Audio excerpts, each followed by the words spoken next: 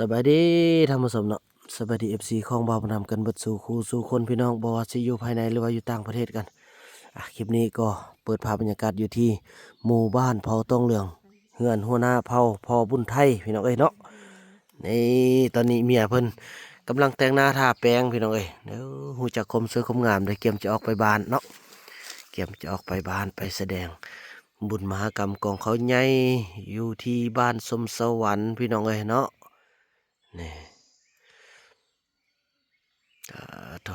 ทางเอื้อยทางอายเฮาก็มานำให้หน่อยไปเบิ่งว่า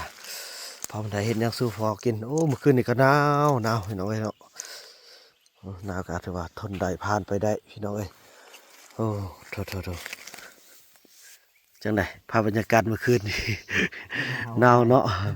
อายเพิ่นก็ปะไฟบ่ได้พี่น้องเพราะห่มพื้นเดียวก็มอบให้ทางเอื้อยเพิ่นเนาะบ่าวน้ำก็ทุ่งหัวรอดละพี่น้องเอ้ยจังซี่แหละ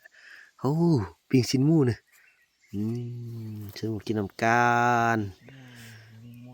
ดน้อืมำมันก็จะเตะขึ้นแล้ว ตัวใดพวกมันก็บ่มีพวกอะไรเตะ อืม พวกมันเนี่ย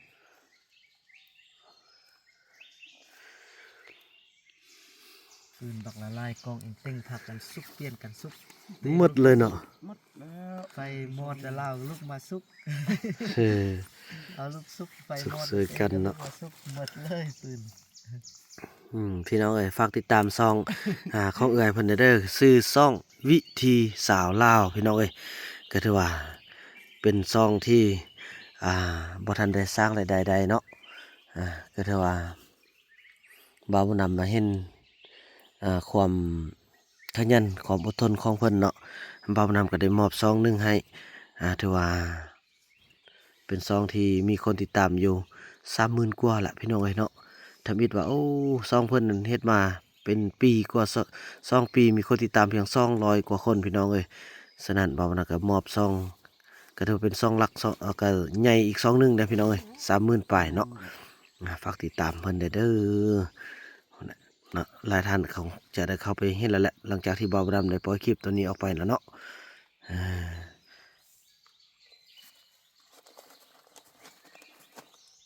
เมื่อคืนมีเม่นอันกินมากอันคาคิมุยลุ่มได้เนาะอืมจักโตบ่ เดี๋ยวเนาะจะเป็นทรงโต๊ะทรงโต๊ะมันมาเฮาก่อน นี่ก็คันบ่มีมานี่เนาะ มันมีมาก็ได้เอามาล้นอยู่นี่นะเราจนย่วงลงไปละ อืม มาเฮา ยันคนหัวเม้นนะยันคนเนาะเม้นนะเนาะ อ๋อมันยัง ยานหมดเลยคนนี่ยานหมดนะ คือมันลงมานี่นี่มาตัวนี้เล่นขึ้นไปพุ่นอ่ะอดทึ่งขนาดนั้นลงมา ซะเด้อกกคาคิมุยซะบ่ กินกอกฮาเนี่ย อ๋อ ล้นนั้นแต่ทางนี่มึงตัดแล้วก็งัดกัดกรัดอยู่หัน อืม เอาเบ็ดย่วงใส่มาเล่นชุบไปหุ่นนี่เสียงห้าง อืม ห้างเกร็ก ชื่อห้าง เล็ก อืมเอาแต่งหน้าแต่งตาแล้วละนั่นน่ะ หน้าบ่ได้เฮาเอาปืนนี่ อืมโอ้นี่ฟุดละดองปุ๊บๆเลยเนาะจะได้กินข้าวย้อนพอคนไทยอยู่มื้อนี้นะพ่อคุณ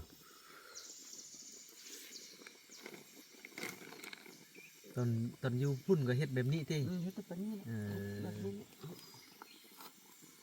ใส่บางใส่ชุกกินใส่หัวลูกได้เนาะจังหัน อืม ป้าใจถ้าอยากเห็นเจ้าขุดมันเอาเนาะเอาเสียมน้อยๆนี่ขุดเฮ็ดเสลอใดบ่มีติกกมันแค่นี้ ก็นี่บ่มีก็หักนี่มันตูน น่ะ ตูนกิน ต้นกินน่ะ อันบ่มีตูนเลยเอามาแล้วมากิน เออ กินเชฟก็ ใจแท้อยากให้ไปขุดนี่เบิ่งเอา เฮ็ดละว่านก็ได้เฮ็ดจานชนิดก็ได้หมด มันเป็นแบบเลิกกกเหมือนกกมันน่ะ ก็อันลูกมันใช้นี่ก็เห็นเนาะเยอะเนาะสำนี้มัน อืมเป็นเครือ เยอะเนาะ เป็นเครือเนาะ เครือกับเบอร์ใหญ่คือบูตอง อืม ลูกว่าจำกี่ดีเดี๋ยว อืม มาจี้เลยว่านบ่ ว่าง อืมกินตังเข้าก็ได้เนาะ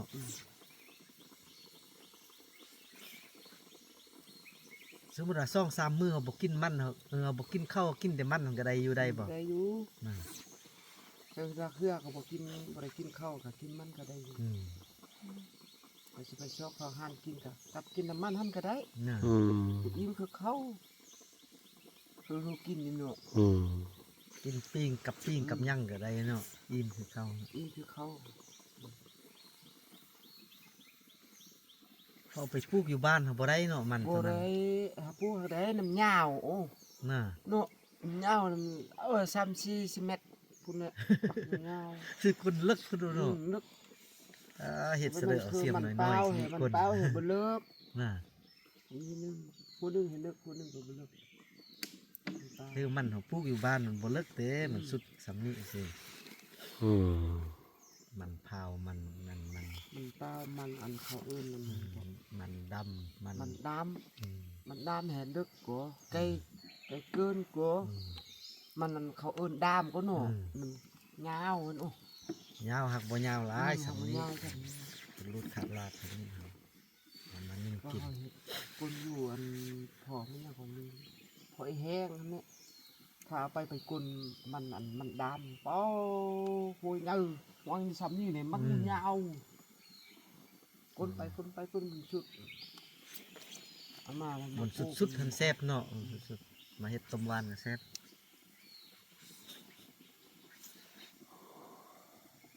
หน่อยสุกเลยเด้ ฟุดขึ้นมาพี่ละเนาะ รถโบะๆแล้ว ก็สร้างข้างได้เนาะ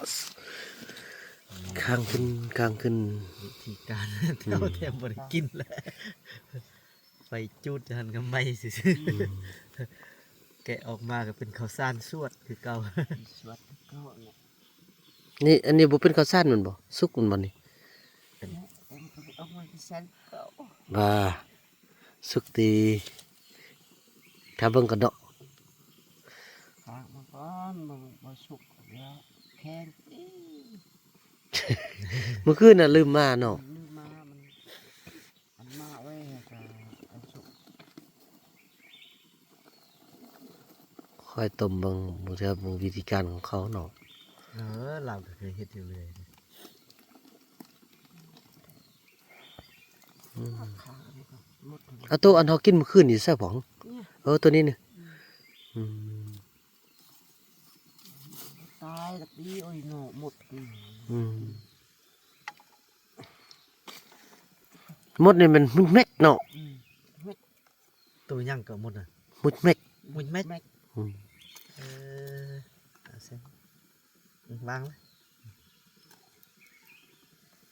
ตัวมุดเม็ด มุดเม็ด เม็ด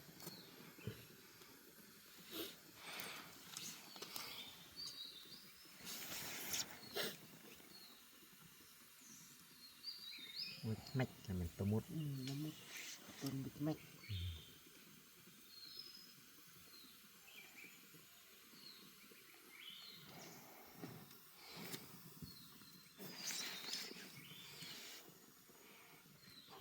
เขามันก็พลิกไปพลิกมาเลย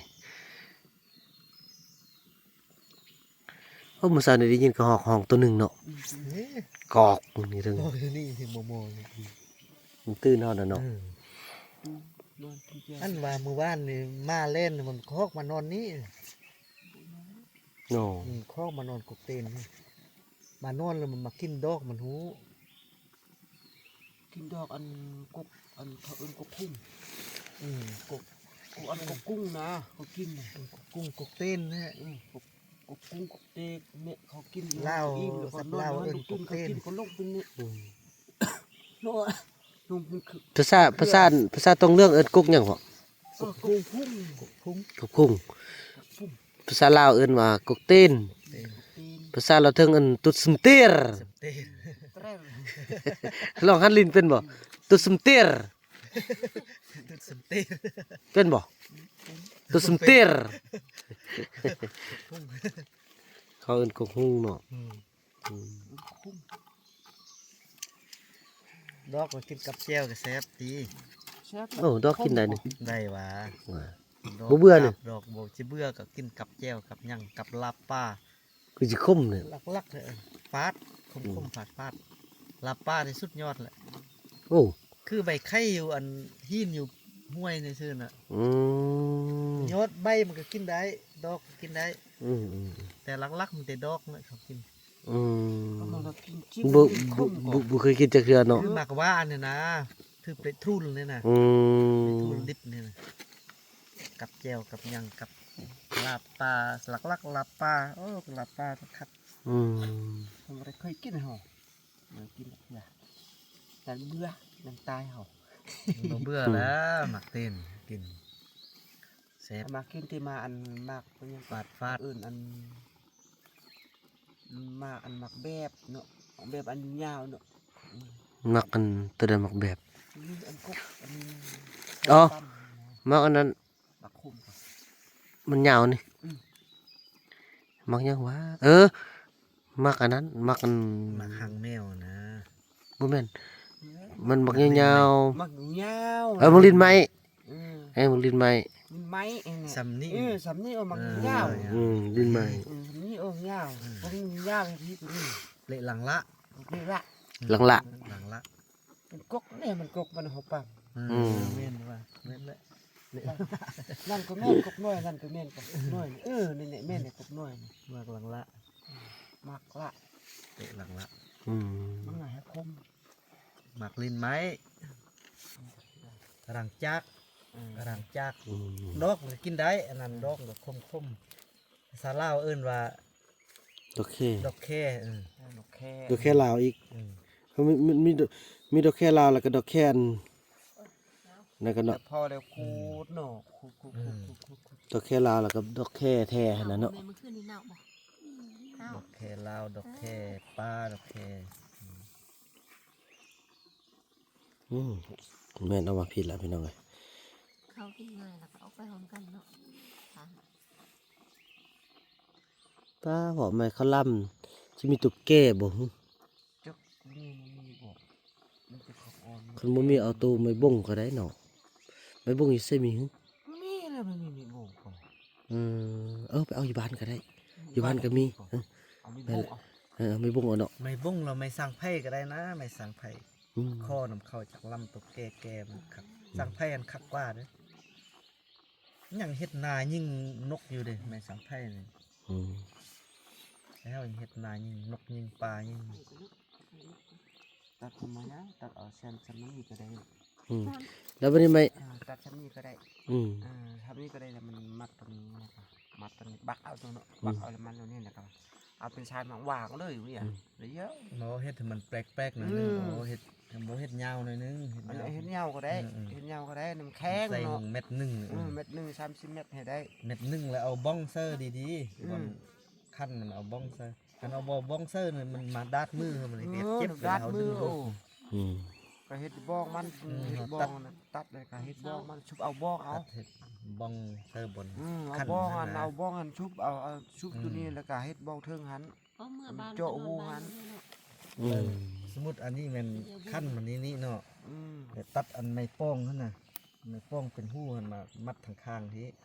บอนหอยจะใส่ลูกมันนี่นะ อืม จากเขาดึงซะนี่มันทึกหู้เลย อืม วางแป๊บลิบกันบนเดียวนั้นเลยมันมักดาดมือเขา ลาดมือโอ้ ดาดมือแล้วมันอยากบาดตัดไม้ป้องมันมามัดข้างซะนี่ อืม ปั๊บปั๊บไปเลย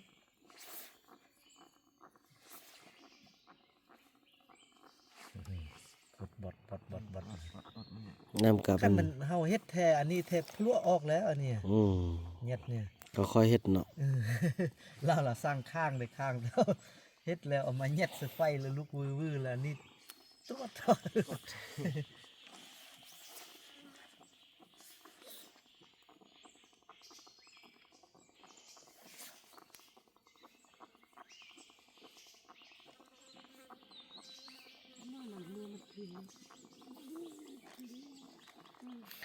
เนาะไปเอาเสือกซะมาอันมัดมาไว้บัดเฮาสิเอาขึ้นรถนี่ ว้า เอาเสือกเล็กแล้วมัดบ่มตัวแม่เอาไว้บ้านที่เอา แม่ไปบ้านไปตึงลูกนี่อ๋อ ถือลูกไป บ่เอาไปนำบัดเอาบ่มีเขาเกลือเขาโอ้ เราเอาไว้เฮือนผู้ใดก็ พอมเมอร์หันก็ได้ โอ้ฉันก็มัดไว้หันมาสโตเลยก็ได้ซั่นน่ะ พอมเมอร์หันก็ได้ปล่อยเด้อถึงแม่หันอันนี้นี่บ่ปล่อยอันนี้น่ะไปเอาไปมันเป็นอันคื คือดื้ออ้อนี่น่ะ เนาะ นู่น แม่มัด แม่ ใส่เงิน ฮู้แล้วยกผู้บ่าวอ้อ พี่น้องเหรอฮะ อืม ยกผู้บ่าวส่งโตอ้อนี่มักยอโอแม่หั่นน่ะผู้บ่าวเขายกเนี่ยหั่นผู้บ่าวเขายกผู้บ่าวหั่นปะไว้ฮู้ สี่ ก็ ห้า ได้ มื้อเลย อืม จุใจแล้วมันมาแล้วมันนั่น มัดไว้ขึ้นพ่อมือหั่นเอาก็ได้เนาะ ผมหั่นแหละ อืม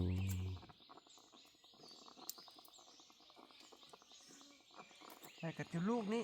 อืม แล้วพูดแล้วก็ให้เขาบุญหั่นแล้วก็แวะไปหาลีบันชิมเพียงกับบันอ้วม ไปเชี่ยวไปเป็นคนเป็นยังคนไปกับเขา ไปหาพ่ออัน เราไปกับ ขออีแดงลายมือแล้ว อืม งอมแล้วมันชิมเพียงนะมันเชียงขออีแดงเขาอยู่เนี่ยตายนั่นกี่พัวบ่ตาย เออ ยังมา มันลืมแล้วเขาโอ้ปักปักนี่ยาพ่อ แล้วก็พ่อที่บ้านให้ เอ็มกูมู เขาที่บ้านหาเอาตัวชอบ ไปพ่อก็บริน้ำใจเขาก็บริไปครบพ่อยัน เอาลายโต้กับบ่ร้อนเลี้ยงเอาซองโต้กำลัง ลูกอันลูกข้าวแม่ ตุกข้าวแหกเก้งโอ้กัดหมูเก้งตัวแม่บอกเก้งเลยตัวแม่ ไป ยานเอาหมู น้ำไป เนาะตัวแม่ย่านแท้ตัวผู้ตัวทึกมันก็แน่ ตัวแม่อันตัวแม่ตุกข้าวเก้งโอ้เนาะลูก อืม ลูกก็เห็นเนาะไปจะได้ก็เฮากัดหมูหรอก อีข้าวไปใส่ละเด้อ อยู่หั่นนี่ ยืนนำเขาจังนั้น เจ้าของ หนักยานกูมู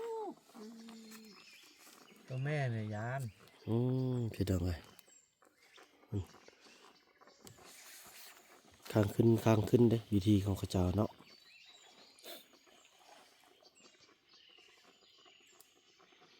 เก็บภาพบรรยากาศไว้พี่น้องเอ้ยเพื่อรุ่นโซลูกโซล้านพออีก100 ปีข้างหน้าภาพแบบนี้คงจะบ่มีอีกแล้วเนาะแม้แต่ผู้ไทยก็บ่มีอีกแล้วพี่น้องเอ้ย แม่น เออเก็บไว้ให้ลูกให้หล้านเบิ่งเก็บภาพบรรยากาศแต่ละระยะพี่น้องเอ้ยอีก100 ปีข้างหน้านี่ก็คนฮักของบ่าวบุญนำก็สิบ่มีคนสั่งของบ่าวบุญนำก็สิบ่มีตัวตนของบ่าวบุญนำก็สิบ่มีพี่น้อง FC บ่าวบุญนำก็คงสิบ่มีเฉพาะปัจจุบันนี้ได้บ่มีพายุฮอด100 ปีเด้เนาะ ว่ามาแล้วก็เศร้าใจพี่น้องแต่ก็คือความจริงพี่น้องเอ้ยเนาะมันนี่ความจริงบ่ได้พี่น้องเอ้ย เมื่อถึงเวลาก็ต้องลาสังขารไปพี่น้องเอ้ยทุกสิ่งทุกอย่างที่เกิดมาบนโลกนี้บ่มีอันใดที่จะเป็นอนิจจังพี่น้องเอ้ยล้วนแล้วแต่เป็นเพียงชั่วคราวเป็นเพียงที่ยืมมาเท่านั้นพี่น้องเนาะลมหายใจที่พวกเราได้ฮักสูดเข้าออกจากคิงของพวกเรานี่ทุกมือนี่ก็จะบ่ได้อยู่นำเฮาฮอดมือมันก็สิจากลาเฮาไปพี่น้องเอ้ยนี่แหละมีแต่วิดีโอนี่แหละพี่น้องที่จะคงความเดิมให้ทุกคนได้เบิ่งเนาะนี่พี่น้อง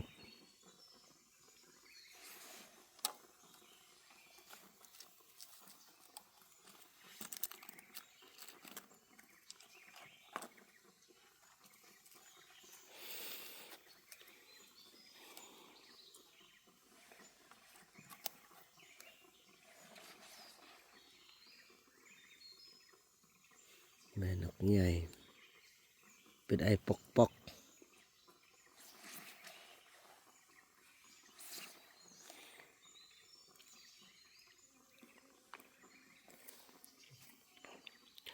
พี่น้องเอ้ยเนาะภาพบรรยากาศนี้บ่าวบ่นำเก็บบันทึกมาฮอดสำนี้ก็สิได้ขออนุญาตจบคลิปกับสำนี้อันนี้เป็นบ่นอนของพวกเราเนาะของไอ้บุญมีแล้วก็ทางเอื้อยบุญรับเนาะพี่น้องเอ้ยนี่พากันนอนนี่แหละพี่น้องเอ้ยไว้ให้ลูกให้หลานได้เบิ่งเนาะในอนาคตข้างหน้าพี่น้องเอ้ยเพื่อไปเป็นการศึกษาบทเรียนใน เฮ้ยชนะเฮ้ยห้างอัน เออ อันอยู่แคมป์ห้วยแคมป์น้ำนะโอ้ เป็นจังได หนาว หนาวโอ้ ตุกผู้ก็บ่ได้ล่ะมือเย็นหมด โอ้อยู่แคมป์น้ำหนาวนั่นบ่อันนี้คือหมู่บ้านที่ว่า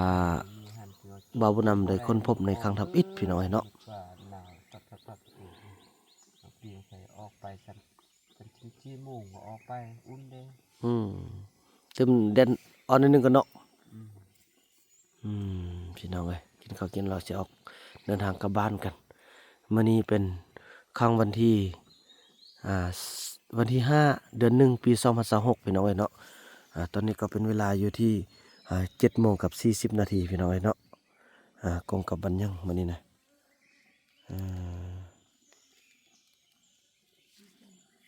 วันยังกับวันนี้นะ จัน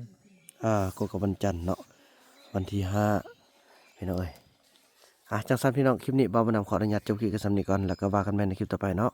คลิปนี้บ่าวนำขออนุญาตกล่าวคำว่าสำบายดี